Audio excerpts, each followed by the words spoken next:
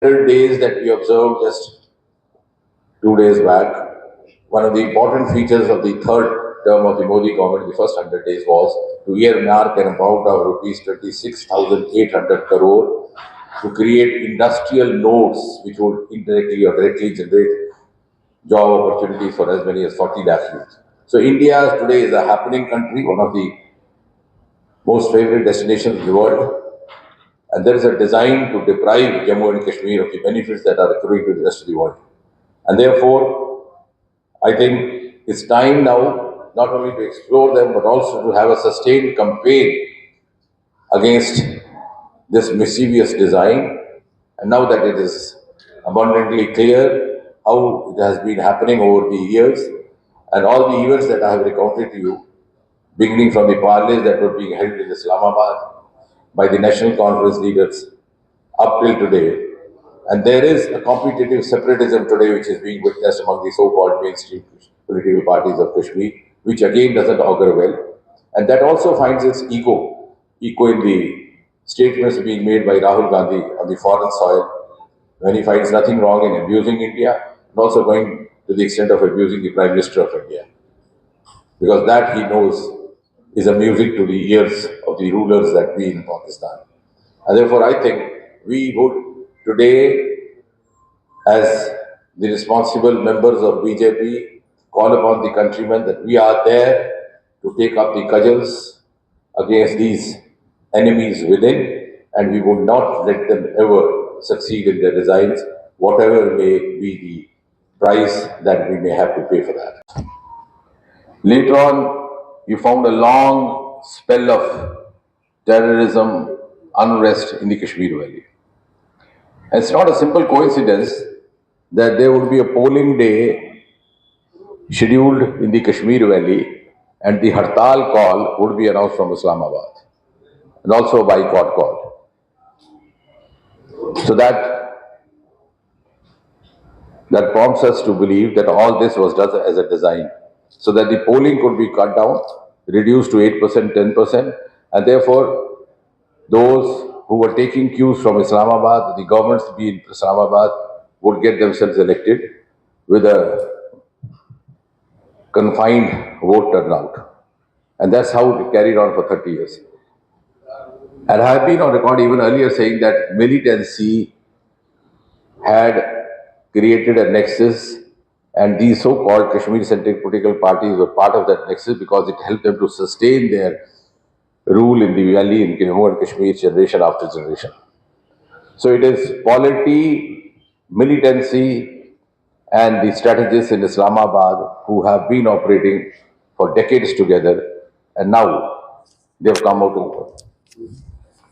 But since it's also the election time, and I would, on behalf of BJP, say that we would not allow Jammu and Kashmir to be thrown back into the same harakiri from which Prime Minister Modi has pulled it out after a lot of effort, a lot of commitment, a lot of conviction. And after more than 3 decades, there's a sense of relief in the Kashmir Valley. The atmosphere is opened up. The democratic aspiration has found its resurgence. You see the kind of voter turnout which is happening. You see the kind of candidate number that is taking place. We have seen those times when the returning officer would reject all the nomination papers and just select one or accept one from the ruling party and declare the candidate uncontested. And then we moved on to the next few decades when there would be 10-12% of, and all this happening with the connivance of Islamabad. And if there's a turn of events now, I think it's the responsibility of BJP under Prime Minister Modi, and also in the larger interest of the nation, not to allow that to happen. Secondly, the youth of Jammu and Kashmir, including the Kashmir Valley, have moved on. And they do not want to miss the bus. They've seen how in the last 10 years, Prime Minister Modi has unleashed umpteen number of opportunities and avenues for them. We were just about 350 startup, today we are 1.5 lakh or more. In Jammu Kashmir itself, till about 5 years back, we were only 30 startups. Now we are in 850 to 900. And the new avenues, the new resources which remain unexplored in Jammu and Kashmir are now finding a potential. I think without wasting time, to be very precise, friends, the cat is out of bag, and the stand which the BJP has been holding for so many years very consistently finds vindication today. And the vindication comes from the horse's mouth. When the Defense Minister of Pakistan, Mr. Khwaja Asif himself, unequivocally states that Pakistan, the government in Islamabad is on the same page as Congress and National Conference of its allies, including the PDP, and that the Kashmir approach of these two so-called mainstream Kashmir-centric parties, and along with them the Congress party, finds its inspiration from the strategies designed, planned in Islamabad. BJP has already always held the view that the perpetrators, the facilitators of terrorism, of secessionism, of separatism are equally culpable as the separatist himself or the terrorist himself or the secessionist himself. So if we go by that analogy, when the defense minister of Pakistan says that they are in league with Congress and its allies in all these issues which lead to separatism or soft separatism, and also including their intent of getting back Article 370 if at all that is possible through them. I think the Congress and its allies, the National Conference, the PDP, deserve to be held equally culpable. And they not only owe a public explanation to the people of this country, to this nation, but BJP may also find out means about acting against them under the rule of law. And if you, and how best, because this amounts to treason, this amounts to sedition.